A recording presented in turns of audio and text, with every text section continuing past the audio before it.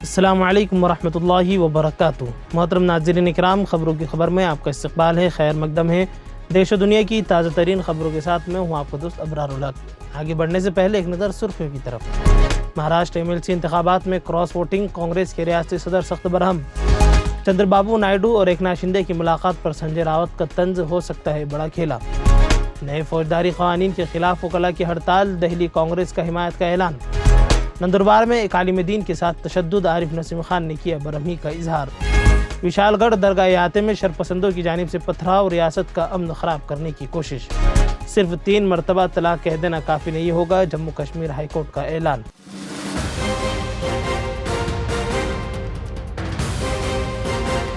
یہ ہے خبروں کی خبر اور آپ دیکھ رہے ہیں خبروں کی خبر ٹی وی۔ ناظرین، مہاراشٹر میں 12 جولائی کو ہوئے 11 سیٹوں کے MLC انتخابات میں کراس ووٹنگ کا معاملہ سامنے آنے کے بعد سیاسی ہلچل کافی تیز ہو گئی ہے۔ اس الیکشن میں کانگریس کی پارٹی کے 7 ارکان اسمبلی کے بارے میں کہا جا رہا ہے کہ انہوں نے کراس ووٹنگ کی۔ اب اس معاملے پر کانگریس کے ریاستی صدر نے سخت برہمی کا اظہار کرتے ہوئے ان کے خلاف کارروائی کرنے کا اعلان کر دیا ہے۔ آندھرا پردیش کے وزیر اعلیٰ چندر بابو نائیڈو نے مہاراشٹر کے وزیر اعلیٰ ایکناتھ شندے سے ملاقات کی۔ اس ملاقات پر شیو سینا UBT کے لیڈر اور راجیہ سبھا کے رکن سنجے راوت نے سخت طنز کیا ہے۔ انہوں نے کہا ہے کہ جب تک کہ وہ NDA میں ہے، اس طرح کی ملاقاتیں ہوتی رہے گی۔ جیسے ہی وہ NDA سے باہر نکلیں گے، ویسے ہی ان کا ایک نیا اور علیحدہ گھر ہوگا۔ دہلی پردیش کانگریس کمیٹی کے صدر دیویندر یادو نے کہا ہے کہ دہلی کانگریس کے شعبہ قانون اور انسانی حقوق کے تحت ہزاروں وکلاء کل 15 جولائی کو دہلی میں ڈسٹرکٹ بار ایسوسی ایشن کے رابطے کمیٹی کی کال کی مکمل حمایت کریں گے۔ ضلعی عدالتوں میں کام نہیں کیا جائے گا۔ دیویندر یادو نے مزید کہا ہے کہ یہ بدقسمتی کی بات ہے کہ پارلیمنٹ کے سرمائی اجلاس میں 3 فوجداری قوانین ایسے وقت میں منظور کیے گئے جب اپوزیشن جماعتوں کے 146 ارکان پارلیمنٹ کو معطل کر دیا گیا تھا۔ انہوں نے کہا ہے کہ یہ قوانین عوام کے حق میں کیسے ہو سکتے ہیں جبکہ ان قوانین کی منظوری کے دوران کوئی مناسب بحث بھی نہیں ہوئی۔ مہاراشٹر کے نندربار میں پرسوں دیر رات ایک عالم دین کو تشدد کا نشانہ بنایا گیا۔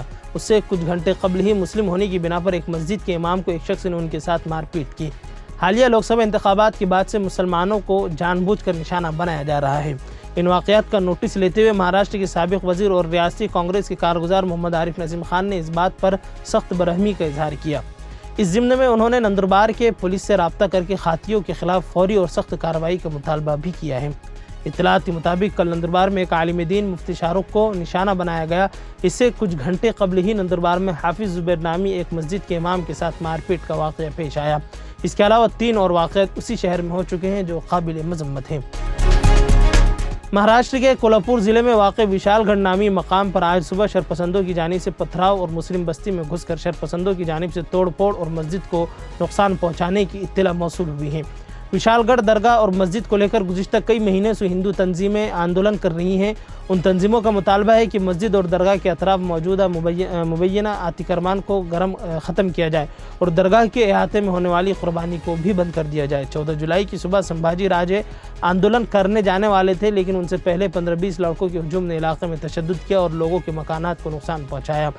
شرپسندوں کی جانب سے کی جانے والی اس غیر قانونی کارروائی میں مقامی لوگوں کو چوٹیں بھی آئی ہیں۔ جموں کشمیر ہائی کورٹ نے ایک ایسے فیصلے میں جس کی وسیع مضمرات ہوں گی کہا ہے کہ شوہر کا صرف 3 مرتبہ طلاق کہہ دینا مسلم شادی کو ختم کرنے کے لیے کافی نہیں ہے۔ جسٹس ونود چٹرجی نے اپنے فیصلے میں بات کہی ہے۔ ہائی کورٹ ایک خاتون کی کیس کی سماعت کر رہی تھی جس نے 2009 میں ایکس پارٹی مینٹیننس حاصل کیا تھا۔ جاہل جج نے کہا ہے کہ صرف 3 مرتبہ طلاق کہہ دینا نکاح ختم کرنے یا بیوی کا خرچہ اٹھانے کی ذمہ داری سے بچنے کے لیے کافی نہیں ہو سکتا۔ خیر، اب تک کے لیے بس اتنا ہی، پھر انشاءاللہ ملاقات ہوگی۔